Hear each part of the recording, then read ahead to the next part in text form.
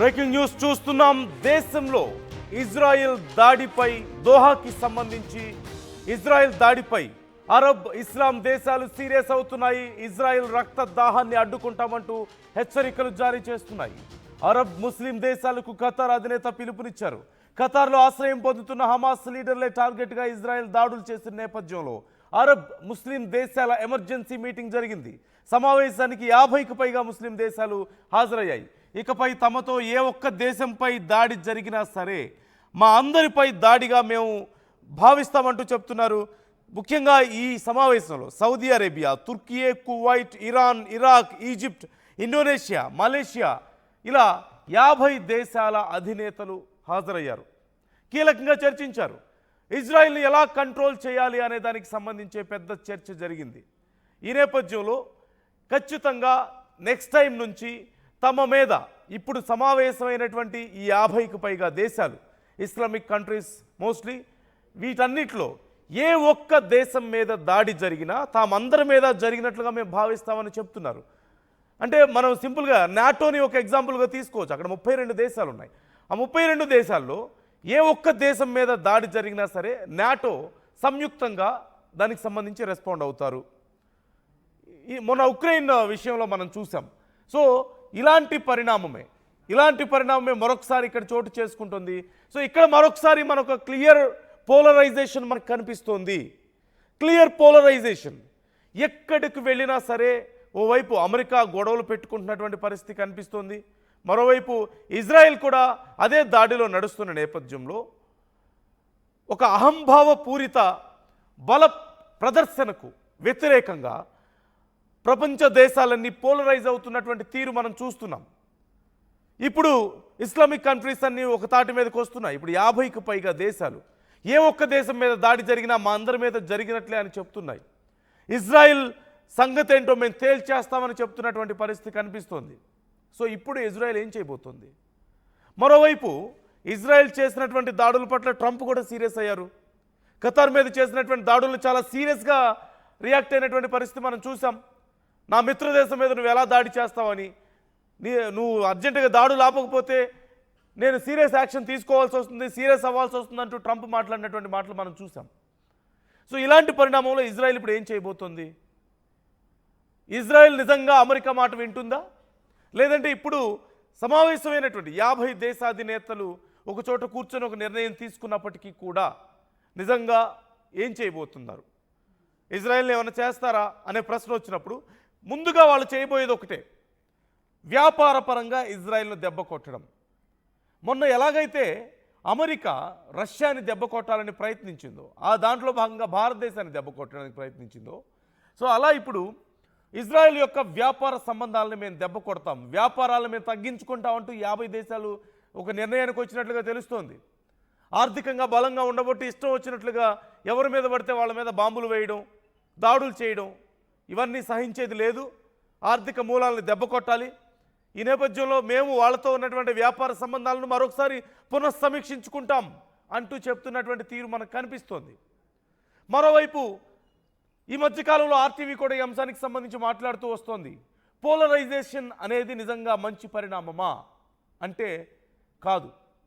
రెండుగా ప్రపంచం విడిపోవడం అనేది ఖచ్చితంగా చాలా దారుణమైనటువంటి పరిస్థితులకు దారితీసే అవకాశం ఉంటుంది. ఎందుకంటే ఇండివిజువల్గా దేశాల మధ్య పరిస్థితులు ఏవైనా ఉండొచ్చు, కానీ ఎప్పుడైతే ఒక దేశం మీద జరిగినటువంటి దాడిని ఒక గ్రూప్ ఆఫ్ కంట్రీస్ మా మీద జరిగిన దాడిగా మేము భావిస్తామన్నారో, ఇప్పుడు 50 దేశాలు ఇక్కడ ఉన్నాయి. నాటోలో 32 దేశాలు కనిపిస్తున్నాయి మనకి. మరోవైపు బ్రిక్స్ దేశాలు సమావేశం అవుతున్నాయి. ఇలాంటి తరుణంలో ఇలాంటి పెద్ద పెద్ద గ్రూప్స్గా ఒక 2 దేశాల మధ్య యుద్ధం, ఒక 2 గ్రూప్స్ మధ్య యుద్ధంలాగా మారిపోయే అవకాశం ఉంటుంది. ముఖ్యంగా యుద్ధ పరిణామాల్లో ఏర్పడేటువంటి గ్రూప్స్ యుద్ధానికే పురుగొల్పుతాయి. వ్యాపారం కోసమో లేదంటే మంచి సంబంధాలను బలోపేతం చేసుకోవడమో కాదు.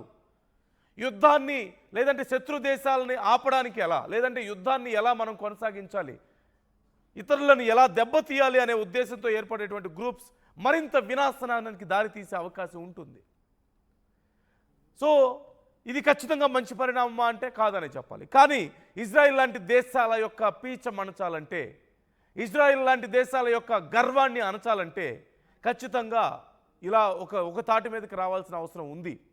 మొన్న ఎలాగైతే అమెరికా విషయంలో భారత్ వ్యవహరించిందో, అప్పటి వరకు మిత్రదేశంగా భావించినటువంటి భారత్ను అమెరికా దెబ్బతీసి ఒక రకంగా వెన్నుపోటు పొడిచిన నేపథ్యంలో, నమ్మక ద్రోహం చేసిన నేపథ్యంలో భారత్ ఎలాగైతే ఏవైతే అమెరికా శత్రు దేశాలంటూ భావిస్తుందో, తమకు పోటీగా భావిస్తుందో రష్యా, చైనా లాంటి దేశాలను, అలాంటి దేశాలను ఒక చోటుకు చేర్చి ప్రపంచ దేశాలు సైతం భారత్ వైపు చూసేలా చేసినటువంటి ఘనత ఖచ్చితంగా భారతదేశానికి దక్కుతుంది. అప్పుడు అమెరికా వెనక్కి తగ్గింది కదా. ఇప్పుడు మళ్ళీ మాకు భారతదేశం చాలా మంచి దేశం, భారతదేశం మాకు మిత్రదేశం, భారతీయులందరూ మా సోదర సోదరీమణులు అంటూ ట్రంప్ మాట్లాడుతున్నటువంటి పరిస్థితి మనం చూస్తున్నాం. ఇంకా పూర్తిగా దారిలోకి రాలేదు, బట్ ఖచ్చితంగా వస్తారు. అంతకుమించి గత్యంతరం లేదు. సో ఇలాంటి పరిస్థితుల్లో, ఇలాంటి పరిస్థితే ఇంకో చోటు వస్తే, ఇజ్రాయెల్ లాంటి ఒక దేశం ఇష్టం వచ్చినట్లుగా దాడులు చేసుకుంటూ పోతుంటే ఇతరులు ఏకమవకుండా ఎలా ఉంటారు? నష్టపోయిన వాళ్ళు, లేదంటే ఒకే భావజాలం ఉన్న వాళ్ళందరూ ఒక చోటకి చేరకుండా ఎలా ఉంటారు? ఖచ్చితంగా ఇక్కడ భావజాలం అనేది వాళ్ళని కలుపుతోంది. అలాగే బాధితులు అనేటువంటి ఒక సానుభూతి కూడా ఒకటయ్యేలా చేస్తుంది. ఇక్కడ మరొక ముఖ్యమైన విషయం, అమెరికాకి వ్యతిరేక దేశాలు కూడా ఇక్కడ క్లియర్గా కనిపిస్తున్నాయి మనకి. ఇరాన్ కానీ, ఇరాక్ కానీ, ఇరాక్ ఎంత నష్టపోయిందో మనం చూసాం. ఇప్పుడు ఇరాన్ మొన్న ఎంత నష్టపోయిందో మనం చూసాం. ఇలా అమెరికాకి సైతం తాము కాకుండా ఇతర దేశాలు ఎవరైనా ఒక పెద్ద గ్రూప్గా ఫామ్ అయితే ఖచ్చితంగా భయపడే పరిస్థితి కనిపిస్తోంది. ఇప్పుడు ఇక్కడ సమావేశమైనటువంటి 50 దేశాల సదస్సును కూడా ఇజ్ ఇట్ అమెరికా ఫ్రెండ్లీ అనే ప్రశ్న ఇక్కడ వచ్చినప్పుడు ఖచ్చితంగా కాదని చెప్పాలి. అమెరికాకి ఫేవర్గా ఉండేటువంటి గ్రూపా ఇదంతా? ఇరాన్ నిజంగా అమెరికాకి ఫేవర్గా ఉండగలుగుతుందా? ఇరాక్ ఉండగలుగుతుందా? వీళ్ళందరూ కలిసినటువంటి ఒక గ్రూప్లో ఒక తాటి మీదకి రాగలుగుతారా? ఖచ్చితంగా లేదు. అమెరికా ఆధిపత్యాన్ని వాళ్ళు ఖచ్చితంగా యాక్సెప్ట్ చేయలేరు. సో ఇది మొన్న ఎలాగైతే చైనాలో జరిగినటువంటి సదస్సుతో, అంతకుముందు బ్రిక్స్ సదస్సుతో ఎలాగైతే అమెరికా భయపడిందో, అమెరికాని భయపెట్టేటువంటి మరొక చర్య కూడా, ఇది కేవలం ఇజ్రాయెల్కి మాత్రమే వ్యతిరేకంగా జరిగినటువంటి చర్యగా మనం చూడలేం.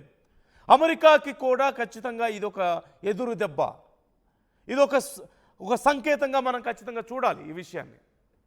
సో ఓవరాల్గా ఇస్లామిక్ కంట్రీస్ అన్నీ ఒక చోటకి చేరడం కానీ, ఇజ్రాయెల్ సంగతి ఏంటో చూద్దామని మాట్లాడుకోవటం కానీ, అది అమెరికాకు సైతం కొంత వ్యతిరేకమైనటువంటి పరిణామాలను క్రియేట్ చేసేటువంటి సిచ్యువేషన్ అయినా సరే, ఏదైనా సరే ఓవరాల్గా ఖచ్చితంగా ఇవి ఇజ్రాయెల్కైనా సరే అమెరికాకైనా సరే మింగుడు పడవు. ఇప్పుడు ఏం చేయబోతున్నారు, ఏం చేయగలుగుతారు ఇప్పుడు అనేదే ఇక్కడ అతిపెద్ద ప్రశ్న. ఇప్పుడు కూడా ఇంకా దాడులు చేయగలుగుతుందా ఇజ్రాయెల్? ఖతార్ మీద దాడి చేస్తుందా ఇంకోసారి? లేదంటే ఇరాన్ పరిస్థితి ఏంటి? ఇరాన్ ఇప్పుడు నెక్స్ట్ స్టెప్ ఎలా ఉండబోతుంది? ఒంటరిదాన్ని చేసి ఇరాన్ని ఎంత దారుణమైనటువంటి దెబ్బ కొట్టారో అమెరికా అండ్ ఇజ్రాయెల్ మనం చూసాం. సో ఇప్పుడు బలమైనటువంటి ఒక గ్రూప్ ఫామ్ అయిన నేపథ్యంలో నెక్స్ట్ ఇరాన్ మూవ్స్ ఎలా ఉండబోతున్నాయి? అలాగే ఇరాన్, ఇరాక్ లాంటి దేశాలు ఓవైపు ఆయిల్ లేదంటే గ్యాస్ లాంటి సుసంపన్నమైనటువంటి వనరులు కలిగినటువంటి దేశాలు ఉన్నప్పుడు ఇజ్రాయెల్తో కనెక్షన్స్ కట్ చేసుకోవడం అంత కష్టం అవుతుందా ఇతర దేశాలకు? ఖచ్చితంగా కాదనే చెప్పాలి. సో ఆర్థిక మూలాలు అనేవి ఇజ్రాయెల్ ఆర్థిక మూలాల మీద త్వరలో దెబ్బ కొట్టబోతున్నారు. First thing. రెండోది, ఖచ్చితంగా ఒకవేళ 50 దేశాల్లో ఏ దేశం మీద దాడి జరిగినా మా అందరి మీద దాడి జరిగినట్లే అంటూ 50 దేశాలు ప్రకటించాయి. ఇది ఖచ్చితంగా జరగబోతోంది. మూడోది, అమెరికా, ఇజ్రాయెల్ రెండింటికి ఒకేసారి చెక్ పెట్టారు. ఒక దెబ్బకి 2 పిట్టలు అన్నట్లుగా ఇప్పుడు అమెరికా ఆధిపత్యానికి సైతం గండిపడే పరిస్థితులు కనిపిస్తున్నాయి వీళ్ళందరూ కలవడం వల్ల. ముఖ్యంగా అమెరికా వల్ల నష్టపోయినటువంటి దేశాలు ఇంకా ఎన్నో ఉన్నాయి.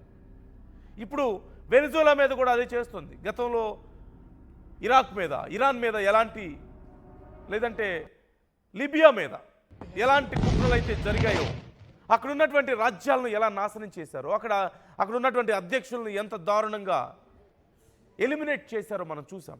ఆ తర్వాత ఆ దేశాల పరిస్థితి ఎలా అయిందో మనం చూసాం కదా. లిబియా, గడాఫీ తర్వాత ఏమైపోయింది, ఇరాక్, సద్దాం హుసేన్ తర్వాత ఏం జరిగిందో మనం చూసాం. ఇప్పుడు వెనిజులా మీద అమెరికా కన్ను పడింది.